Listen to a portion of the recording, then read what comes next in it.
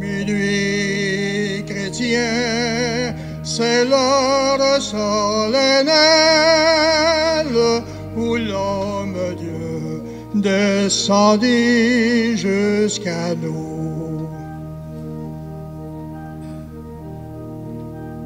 Pour effacer la tâche originelle et de son père arrêter la courroux.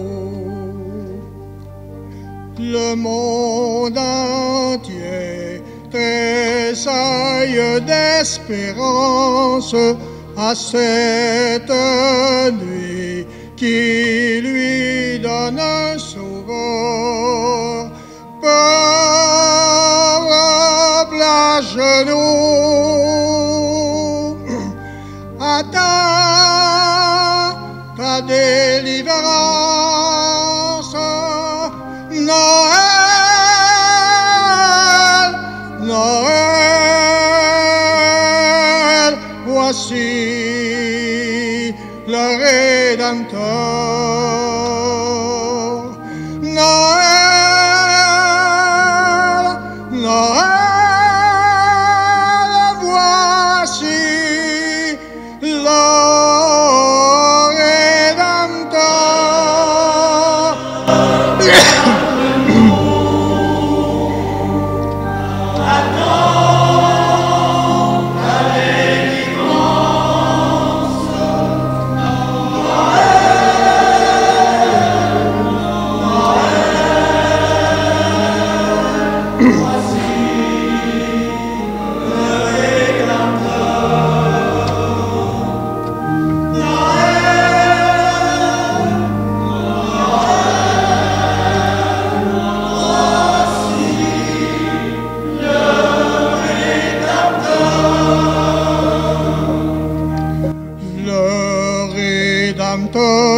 a brisé toute entrave,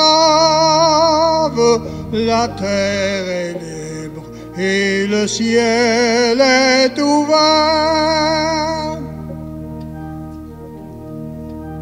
Il voit d'un frère où n'était qu'un esclave, l'amour uni, ce qu'enchaînait le fer.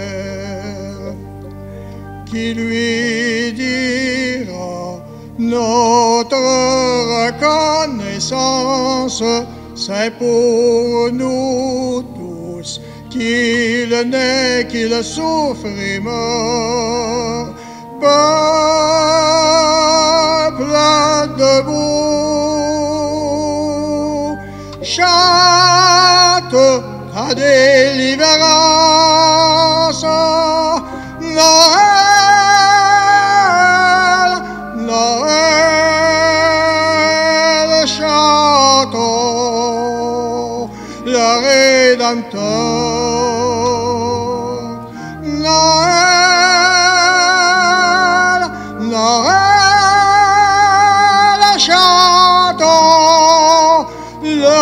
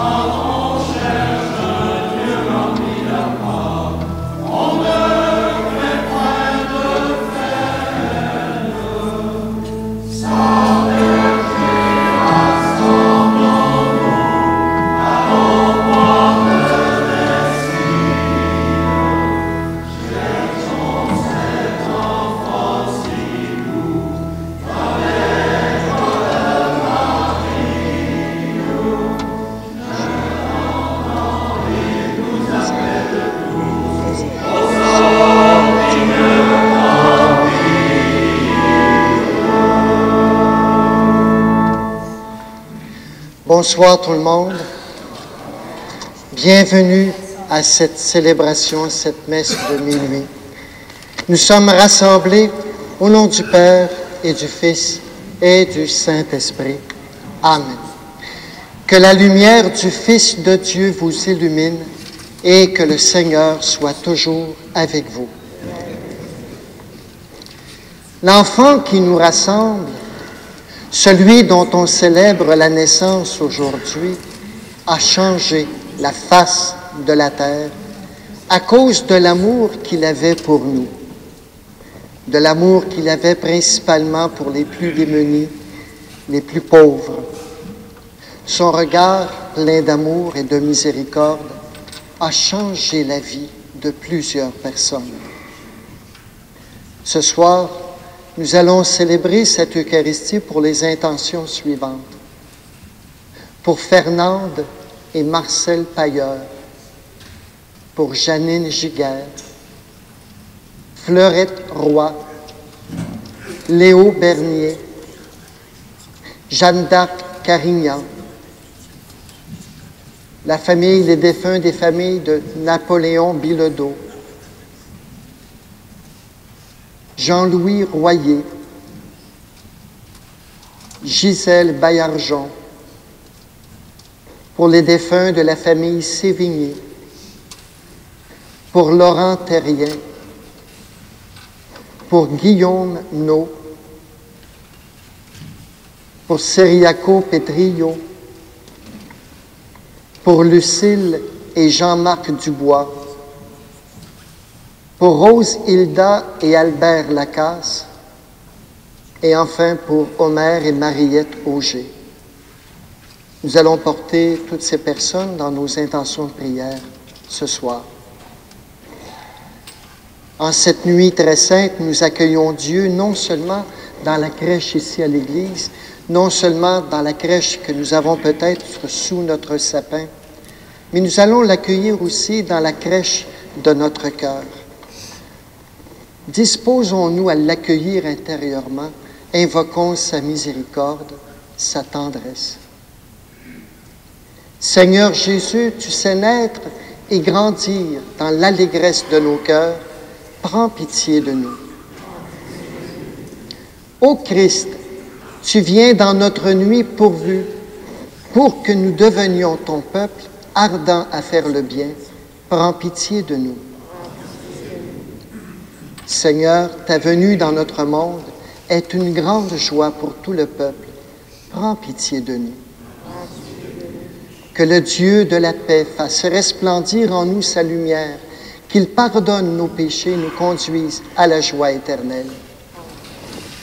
Lors du premier Noël, une troupe d'anges apparut au berger pour chanter la louange du Seigneur.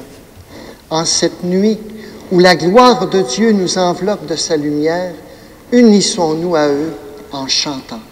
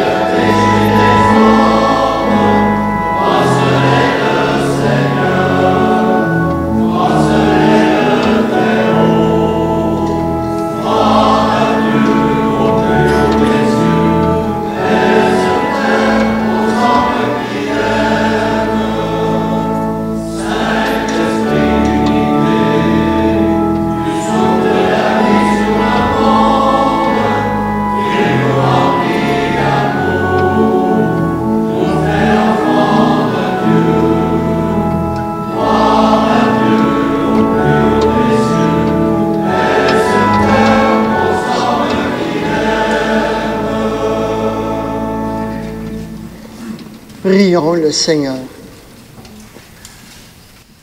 Seigneur, tu as fait resplendir cette nuit très sainte des clartés de la vraie lumière. De grâce, accorde-nous qu'illuminés dès ici-bas par la révélation de ce mystère, nous goûtions dans le ciel la plénitude de la joie. Par Jésus le Christ, ton Fils, notre Seigneur et notre Dieu, qui règne avec toi et pour les siècles des siècles. Amen. Vous pouvez vous asseoir. Quand un peuple est opprimé, il peut y avoir des poètes pour rallumer l'espoir. Tel est ce beau poème d'Isaïe que nous allons entendre, spécialement pour ceux qui ont faim et soif de justice. Quant à lui, saint Paul nous rappelle que le Christ vient changer nos cœurs pour faire de nous un peuple ardent à faire le bien.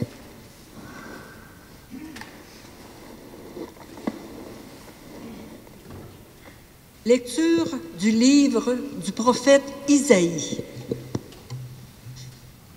Le peuple qui marchait dans les ténèbres a vu se lever une grande lumière. Et sur les habitants du pays de l'ombre, une lumière a resplendi. Tu as prodigué la joie, tu as fait grandir l'allégresse. Ils se réjouissent devant toi, comme on se réjouit de la moisson, comme on exulte au partage du butin. Car le joug qui pesait sur lui, la barre qui meurtrissait son épaule, le bâton du tyran, tu les as brisés comme au jour de Madian. Et les bottes qui frappaient le sol et les manteaux couverts de sang, les voilà tous brûlés. Le feu les a dévorés. Oui, un enfant nous est né, un fils nous a été donné. Sur son épaule est le signe du pouvoir. Son nom est proclamé, conseiller merveilleux, Dieu fort, Père à jamais, Prince de la paix. Et le pouvoir s'étendra, et la paix sera sans fin pour le trône de David et pour son règne qu'il établira, qu'il affermira sur le droit et la justice dès maintenant et pour toujours. Il fera cela, l'amour jaloux du Seigneur de l'univers. Parole du Seigneur. Nous rendons grâce à Dieu.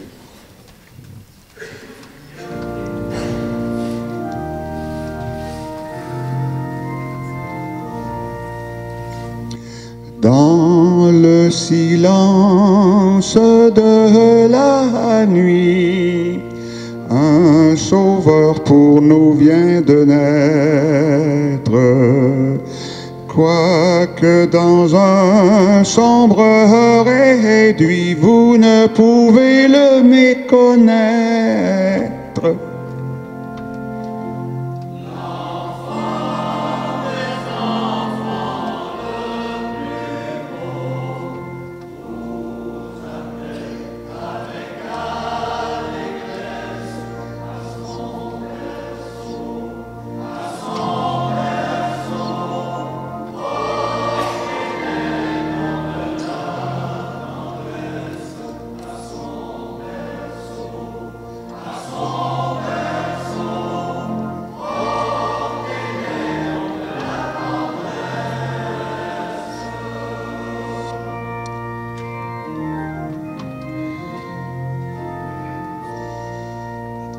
Pour le salut du genre humain, il naît d'une vierge féconde. L'effet de son pouvoir divin est de donner la vie au monde.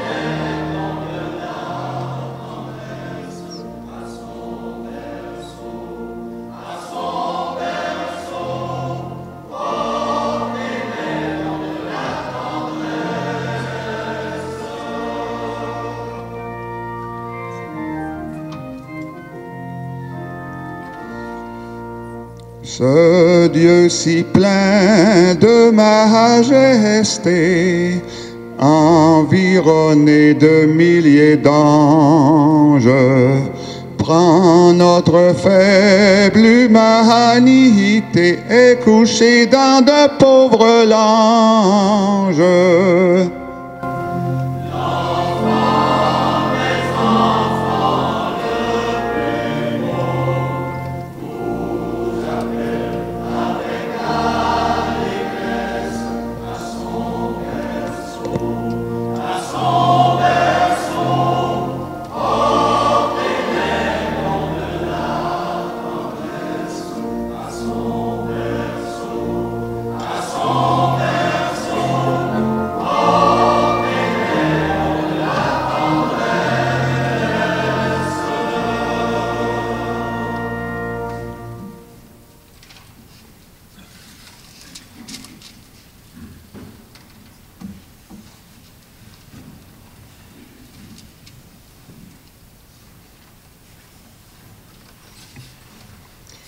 Lecture de la lettre de Saint Paul à Tite. Bien-aimés, la grâce de Dieu s'est manifestée pour le salut de tous les hommes et de toutes les femmes. Elle nous apprend à renoncer à l'impiété et aux convoitises du monde et à vivre, dans le temps présent, de manière raisonnable, avec justice et piété, attendant que se réalise la bienheureuse espérance, la manifestation de la gloire de notre grand Dieu et Sauveur, Jésus-Christ. Car il s'est donné pour nous afin de nous racheter de toutes nos fautes et de nous purifier pour faire de nous son peuple, un peuple ardent à faire le bien. Parole du Seigneur.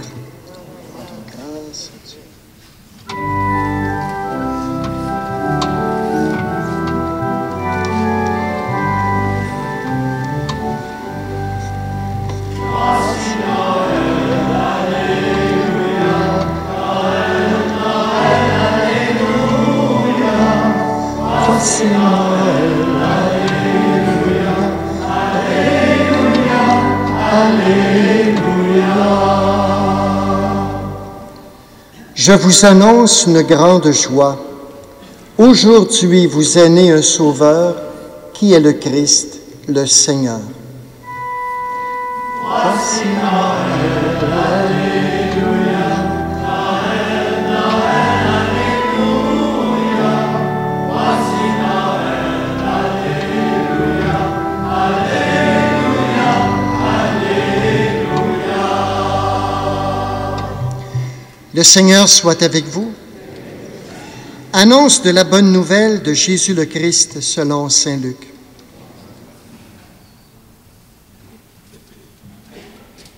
En ces jours-là, parut un édit de l'empereur Auguste, ordonnant de recenser toute la terre.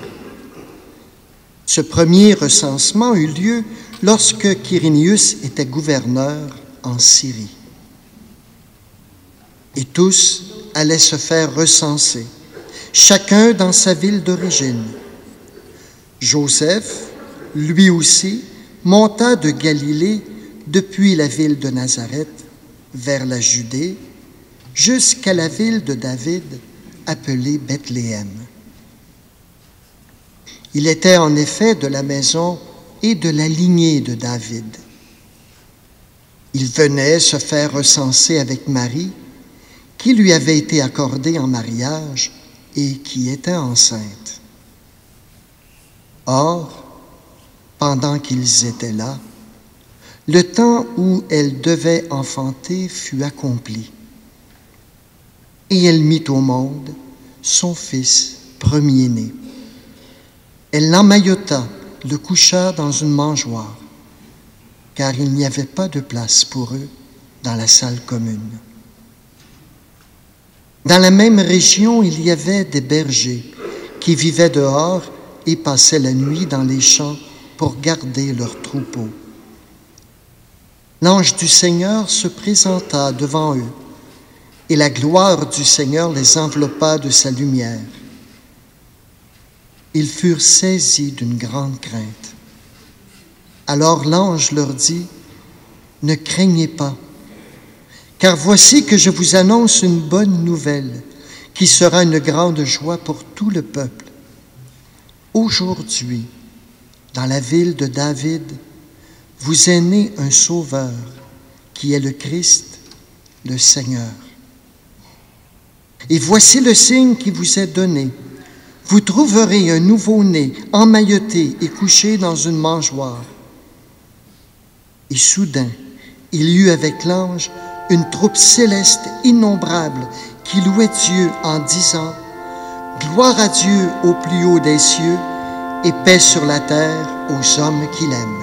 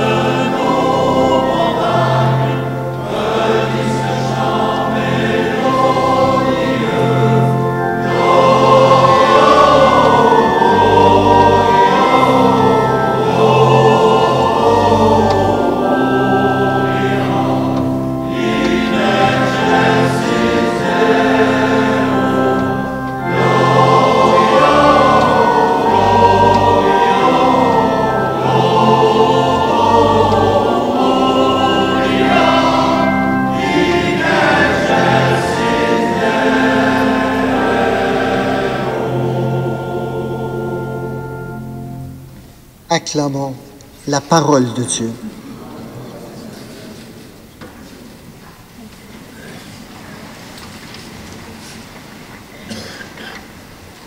Le Seigneur. Une phrase que nous avons entendue à chaque fois que nous sommes venus célébrer la messe de Noël. Mais qu'est-ce que ça veut dire? Qu'est-ce que ça veut dire? L'enfant de la crèche porte le nom de Jésus. Et Jésus, dans la langue biblique, veut dire Dieu sauve. Vous est né un sauveur. Dieu sauve. Mais il nous sauve de quoi?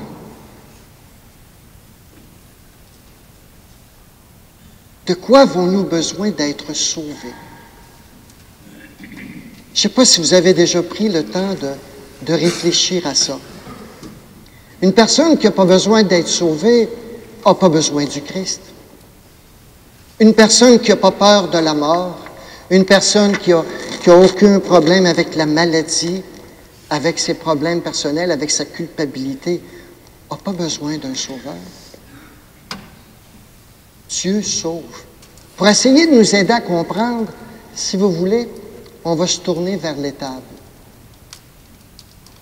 Parce que Dieu a choisi de venir au monde dans une étable. Selon le père de la psychanalyse, Carl Jung, semble-t-il qu'on a une image dans notre mémoire collective très ancrée, un symbole très fort qui est celui de l'étable. Et selon lui, Dieu qui naît dans l'étable, c'est Dieu qui naît en chacun de nous. Ça va bien ce soir, hein? Je vous annonce que vous êtes des étables. Êtes-vous contents? Et je vais essayer de voir avec vous en quel sens on peut être une étable et que ça peut être une image consolante pour nous autres. Comment ça peut être consolant? Plusieurs personnes pour qui l'étable, c'est un lieu réconfortant. C'est pas mon cas. Moi, je suis né en ville, à Montréal. Alors, j'étais bien loin des étables. Et quand je visite une étable, c'est une expérience qui est particulière. Je ne dis pas que c'est désagréable, mais enfin, c'est nouveau pour moi. Mais pour une personne qui est venue au monde sur une ferme, qui a grandi sur une ferme, semble-t-il que l'étable est un lieu réconfortant. Est-ce qu'il y en a des gens ici qui ont déjà passé par une étape dans leur vie, là, dans le sens d'avoir grandi? Là? Il y en a sûrement quelques-uns ici, je ne peux pas croire, là, avec toutes les terres que tout le tour. Là. Bon, il y en a quelques-uns. OK, merci. Semble-t-il que pour ces personnes-là, retourner dans l'étable, c'est comme si on retournait chez soi. Surtout quand on est enfant, quand on est petit. Semble-t-il que les animaux sont très patients avec les enfants. Ils se laissent faire. Ils se laissent soigner par les enfants. Il y en a qui disent quand même qu'ils sont plus patients que les parents, parce que les enfants peuvent leur raconter des longues histoires, que les animaux vont les écouter, tout simplement. C'est réconfortant une étable parce que, semble-t-il aussi, que même en hiver, il fait aussi chaud presque qu'en été, parce que les animaux vont pour cette chaleur qui va garder la température constante. Quelqu'un m'a dit tout à l'heure, « Oui, mais c'est humide aussi dans l'étable, si tu ne fais pas attention. » Bon, ça se peut. Donc, l'étable, elle a tout ça, c'est un milieu où il y a beaucoup de naissances, il peut y avoir de la mort, il peut y avoir des soucis. Dans le fond, tout peut se passer dans une étable. Le quotidien de la vie peut se passer dans une étable. Une étable, on le sait, ça dégage. On ne va pas se promener à l'étable puis tout de suite rentrer une soirée mondaine quelque part. On va peut-être passer par la douche entre les deux, là. Mais on fait quand même en sorte pour que ce soit propre. Parce que veut pas, à un moment donné, on va ramasser du fumier. On va la tenir propre, mais, comme dirait ma mère, on ne mangerait pas sur le plancher. Hein? Mais c'est normal, mais on nettoie, et ce qui n'est pas bon, on l'envoie pour engraisser les champs. Merveilleux. C'est peut-être là qu'on peut retrouver une ressemblance entre une étable et notre cœur. Nous autres aussi, notre cœur, on ne peut pas dire qu'il est pur, qu'il est aseptisé, qu'il est spick and span à grandeur. Nous autres aussi, dans notre cœur, on peut avoir des petits coins avec des petites ordures. On peut avoir des coins peut-être avec un petit peu de fumier dans le fond de notre cœur. Puis ça ressemble à quoi ces ordures-là, ce fumier-là? Bien, ça pourrait être, par exemple, quelqu'un qui a, vous savez, qui a de l'agressivité en dedans, là, mais qui ne l'exprime jamais. Il y a plein d'agressivité. Mais extérieurement, il a l'air de quelqu'un là, qui est toujours de bonne humeur, qui a toujours le grand sourire, c'est l'ami de tout le monde. Mais tout d'un coup, pion, il y a une petite livre qui vient de passer, puis elle a graffine. Mais on ne comprend pas comment ça y sort de là. Alors, c'est là, quelque part, caché dans un petit coin de son étable intérieure. Ça peut être aussi, un autre exemple, quelqu'un qui refoule ses besoins. Son besoin d'aimer puis d'être aimé. Non, il n'y a pas besoin de ça, j'enterre ça. Là. Besoin d'être écouté. Non, je n'ai pas besoin de ça. Toutes sortes de besoins qui sont naturels, qu'on doit exprimer puis qu'on réprime intérieurement. Qu'est-ce qui arrive? Quand les personnes qui, elles, vont répondre à leurs besoins, vont les alimenter, ça va tous les troubler, ça va tous les troubler, ils vont virer à l'envers parce qu'eux autres, ils n'ont pas le droit de se donner ça. Une autre ordure ou un autre c'est peut-être des blessures d'enfance, des souffrances qu'on n'a jamais pris le temps de regarder en pleine face. On passe par-dessus. Comme si on n'osait pas s'arrêter puis regarder là, comment est-ce que je peux faire pour transformer ces blessures-là en force, en tendresse, en quelque chose de positif. Alors, qu'est-ce qui arrive avec une blessure qu'on ne prend pas soin? Bien, on a juste à regarder sur notre peau, hein? Le pus va se mettre là-dedans, ça va s'infecter, ça va se dégrader, puis ça va devenir de plus en plus infecté, puis la fièvre va s'en mêler. C'est un peu la même chose aussi avec nos blessures intérieures. Alors, quand on regarde finalement tout ça, c'est peut-être ça qui fait que dans notre cœur, on peut ressembler un petit peu à une étable. Oui, il y a du ménage qu'on fait une fois de temps en temps, mais s'il y a des coins qu'on laisse enterrer, qu'on n'y touche pas, à un moment donné, ça peut peut-être finir par sentir mauvais à l'intérieur. Bien, c'est là, justement, c'est dans ces endroits-là où on semble avoir une sorte de fumier intérieur que Jésus veut venir au monde. Jésus ne veut pas venir dans notre beau grand salon avec le style colonial ou le style moderne pour entrer dans notre maison. Jésus ne veut pas rentrer dans les endroits où on est extraordinaire, puis on est merveilleux, puis on aurait le goût de se péter les bretelles. Non. Jésus l'a dit tellement souvent, « Je ne suis pas venu pour les justes, je suis venu pour les pécheurs. Je suis venu pour ceux qui ont besoin de miséricorde, pour ceux qui ont besoin de se faire dire qu'ils sont aimés tels que tels, sans essayer de changer, sans essayer d'être un autre. Quand Jésus vient dans la crèche, il vient porter une douce lumière à l'intérieur de l'étable. Chaque petite chose, qu'elle soit belle, qu'elle soit moins belle, a le droit d'exister. Alors si on regarde dans notre vie, si on laisse Jésus entrer dans l'étable de notre cœur, tous les passages, tous les moments qui sont beaux, qui sont moins beaux, ont le droit d'exister à sa lumière. Il peut venir apporter une lumière dans notre cœur. Il peut venir nous aider à nous réconcilier avec nous-mêmes.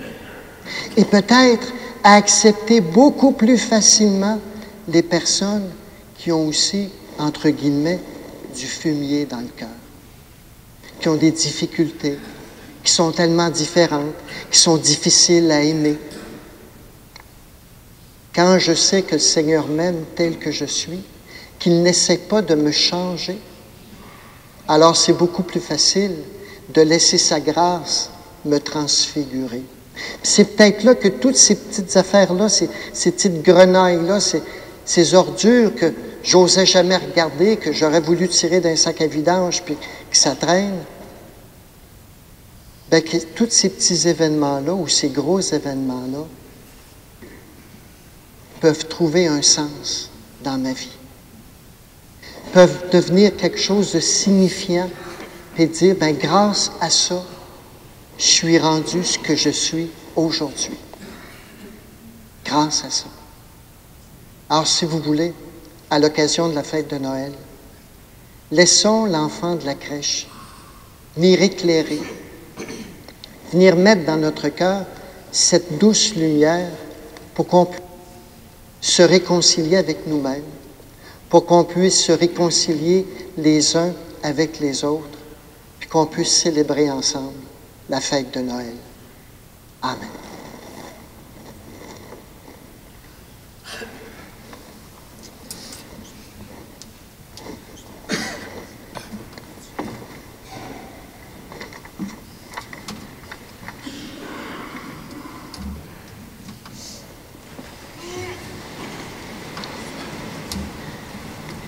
Proclamons notre foi.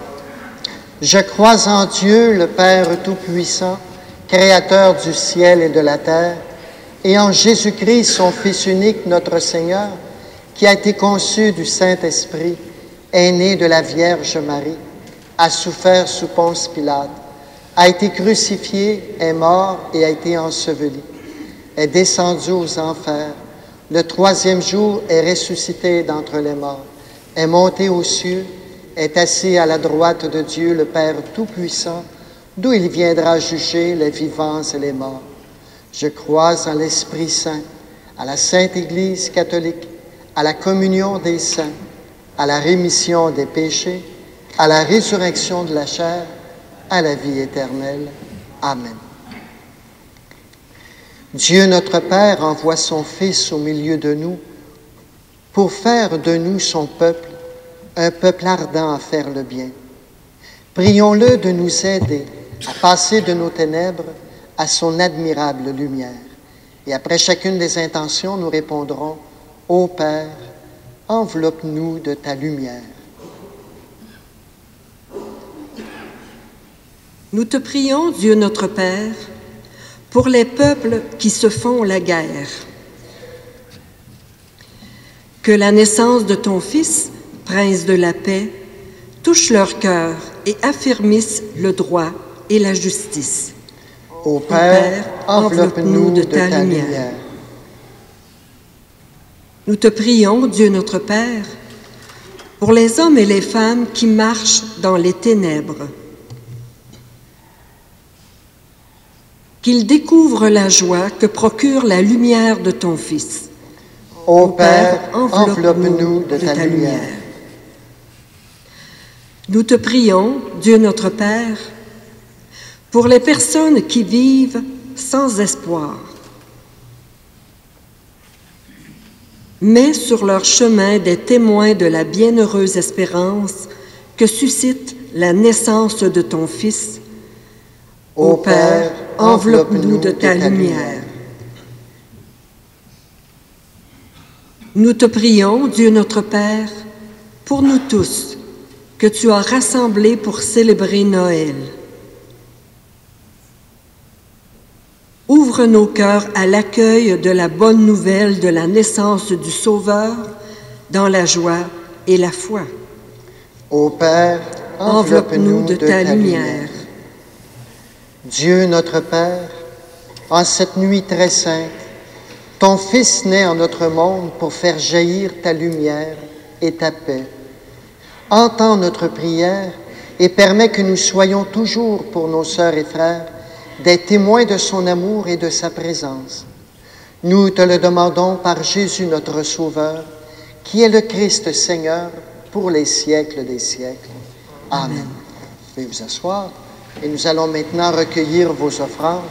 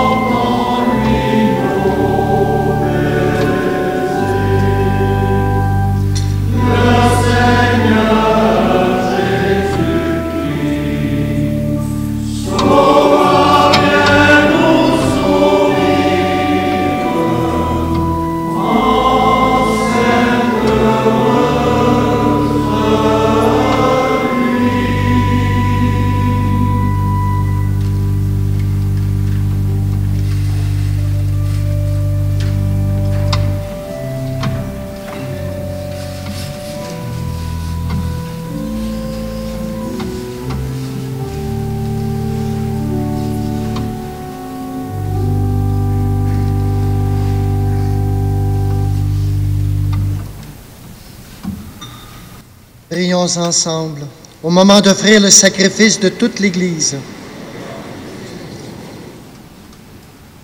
Accepte, Seigneur, notre sacrifice en cette nuit de Noël, et dans un prodigieux échange, nous deviendrons semblables à ton Fils, en qui notre nature est unie à la tienne, lui qui règne avec toi pour les siècles des siècles. Amen. Le Seigneur soit avec vous. Élevons notre cœur. Rendons grâce au Seigneur notre Dieu. Vraiment, il est juste et il est bon de te rendre gloire, de t'offrir notre action de grâce toujours et en tout lieu, à toi, Père très saint, Dieu éternel et tout-puissant. Car la révélation de ta gloire s'est éclairée pour nous, d'une lumière nouvelle dans le mystère du Verbe incarné. Maintenant, nous connaissons en lui Dieu qui s'est rendu visible à nos yeux, et nous sommes entraînés par lui à aimer ce qui demeure invisible. C'est pourquoi, avec les anges et tous les saints, nous proclamons ta gloire en chantant d'une seule voix.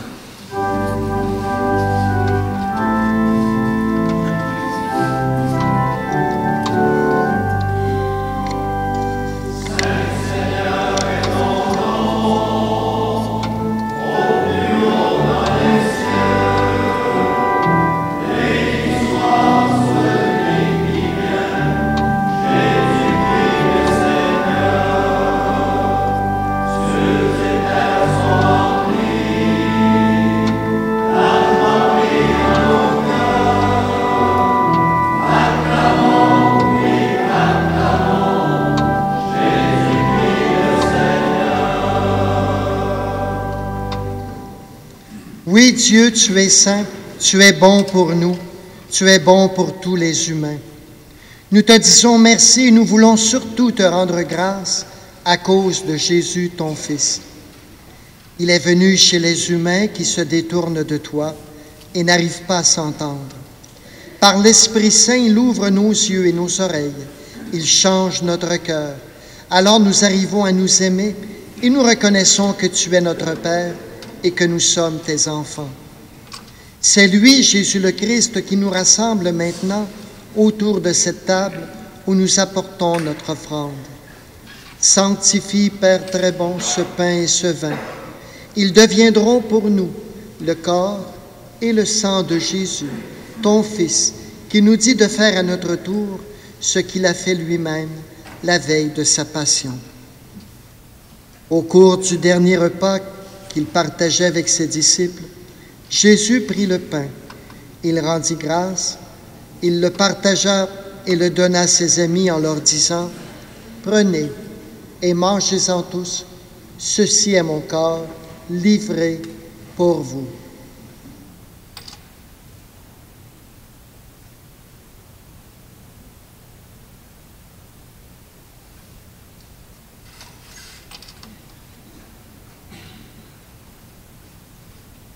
Il prit aussi la coupe remplie de vin. Il te rendit grâce. Il donna la coupe à ses amis en leur disant « Prenez et buvez-en tous, car ceci est la coupe de mon sang, le sang de l'alliance nouvelle et éternelle, qui sera versé pour vous et pour la multitude en rémission des péchés. » Il leur dit aussi « Vous ferez cela en mémoire de moi. »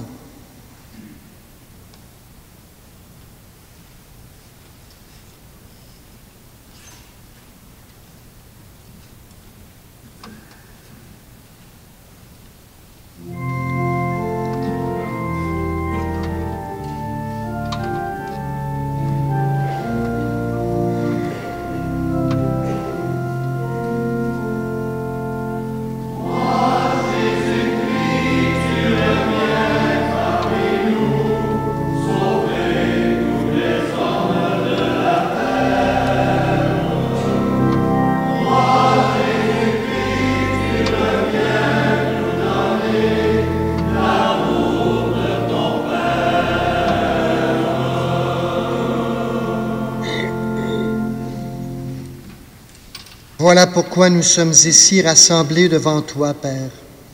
Tout remplis de joie, nous rappelons ce que Jésus a fait pour nous sauver. Dans cette offrande qu'il a confiée à l'Église, nous célébrons sa mort et sa résurrection. Père du ciel, accueille-nous avec ton Fils bien-aimé. Pour nous, Jésus a voulu donner sa vie. Toi, tu l'as ressuscité. Il vit maintenant près de toi. Il est avec nous toujours et partout. Un jour, il viendra dans sa gloire. Il n'y aura plus de gens tristes, malades ou malheureux. Père, nous allons recevoir à cette table, dans la joie de l'Esprit Saint, le corps et le sang du Christ. Que cette communion nous rende capables de vivre comme Jésus, entièrement donné à toi et aux autres. Viens en aide, Seigneur, à notre pape François, à notre évêque Gérald et à tous les évêques. Accorde-nous et accorde à tous les disciples de Jésus-Christ d'être de ceux et celles qui font la paix et le bonheur autour d'eux. Pour nos frères et pour nos sœurs défunts, pour les hommes et femmes qui ont quitté ce monde et dont tu connais la droiture, nous te prions. Plus spécialement, nous te prions pour Fernande et Marcel Pailleur, Janine Giguère, Fleurette Roy, Léo Bernier, Jeanne d'Arc Carignan, les défunts de la famille de Napoléon Bilodeau, Jean-Louis Royer, Gisèle Baillargeon, les défunts de la famille Sévigny, Laurent Terrien, Guillaume No, Cyriaco Petrillo, Lucille et Jean-Marc Dubois, Rosilda et Albert Lacasse, Omer et Mariette Auger. Oui, Père, reçois-les tous dans ton royaume, où nous espérons être comblés de ta gloire, tous ensemble et pour l'éternité, par le Christ notre Seigneur, par qui tu donnes au monde toute grâce et tout bien.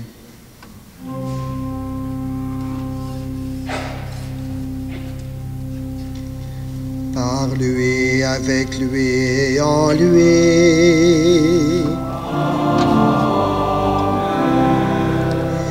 À toi, Dieu le Père Tout-Puissant, dans l'unité du Saint-Esprit.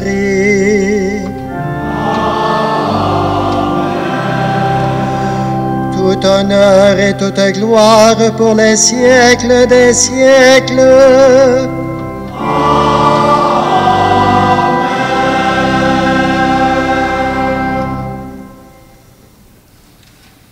Unis dans le même esprit, redisons avec confiance cette prière que notre Sauveur nous a enseignée.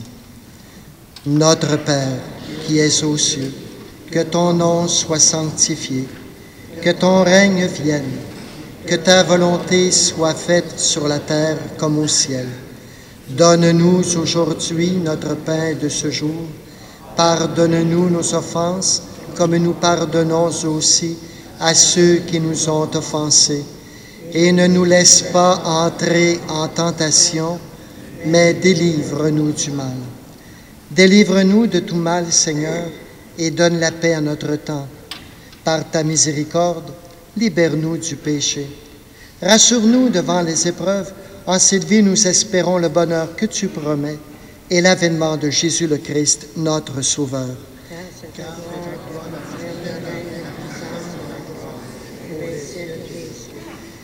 Seigneur Jésus-Christ, tu as dit à tes apôtres, « Je vous laisse la paix, je vous donne ma paix. » Ne regarde pas nos péchés, mais regarde plutôt la foi de ton Église. Et pour que ta volonté s'accomplisse, donne-lui toujours cette paix et conduis-la vers l'unité parfaite, toi qui règnes pour les siècles des siècles. Amen. Que la paix du Seigneur soit toujours avec vous. Amen. Chers amis, en cette nuit de Noël, échangeons entre nous un signe de paix.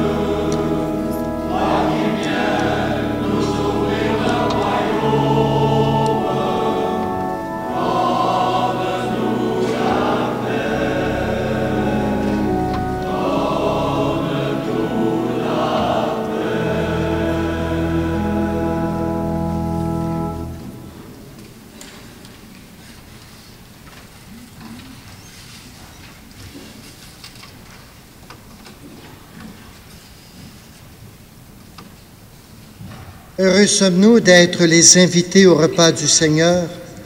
Le voici le Sauveur qui vient nous visiter dans la crèche de notre cœur. Il est l'agneau de Dieu qui enlève le péché du monde. Seigneur, je ne suis pas digne de te recevoir, mais dis seulement une parole et je serai guéri.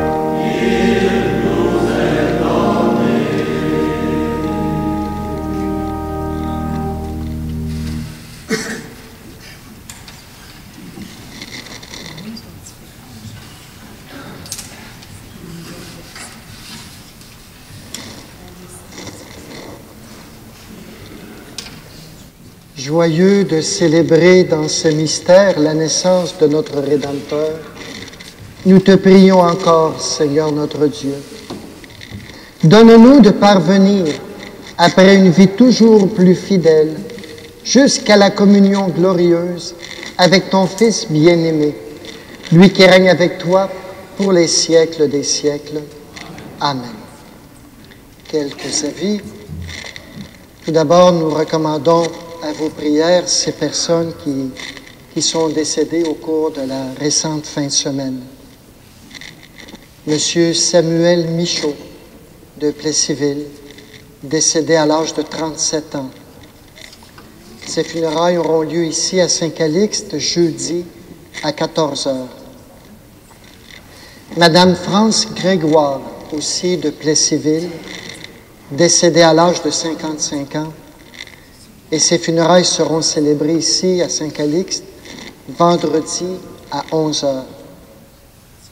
Madame Gertrude Bergeron de Plessisville, décédée à l'âge de 86 ans, et ses funérailles seront célébrées ici même à Saint-Calixte samedi à 11h30. Et enfin, Madame Luce Gingras de Laurierville, décédée à l'âge de 88 ans, et ses funérailles seront célébrées à l'église de Laurierville vendredi à 11h. Alors, portons tous ces défunts dans nos prières, mais surtout portons les membres de leur famille qui ont à vivre ce deuil en ce temps des fêtes. En mon nom personnel, au nom des membres de toute l'équipe, nous vous désirons remercier toutes les personnes qui ont travaillé pour préparer nos célébrations de Noël, que ce soit au niveau de la décoration dans l'Église, beaucoup de travail qui se fait dans l'ombre, au niveau de la chorale, notre chorale qui, mon Dieu, continue après 80 plus de quelques années, je pense, 85 années, avec ceux qui ont des records d'assistance pour le minuit chrétien, 62, 63e, et tous les autres qui se mettent à chanter aussi, qui veulent participer. Un grand merci à vous tous. Toutes les personnes aussi qui se joignent à nous, qui s'ajoutent à nos célébrations à l'occasion du temps des fêtes, on veut vous remercier aussi. C'est grâce à vous tous qu'ensemble, on peut célébrer de belles fêtes de Noël. Et en mon nom personnel et au nom de toute l'équipe de Notre-Dame des Érables, nous voulons vous souhaiter un très joyeux Noël. Que la paix du Christ demeure toujours en vous et que ce temps de vacances, de repos, soit l'occasion de vivre de belles rencontres, de joyeuses rencontres. Le Seigneur soit avec vous et que Dieu Tout-Puissant, dans son amour, vous bénisse et vous garde, le Père, le Fils et le Saint-Esprit. Allez tous dans la paix et la joie du Christ. Belle soirée à tous.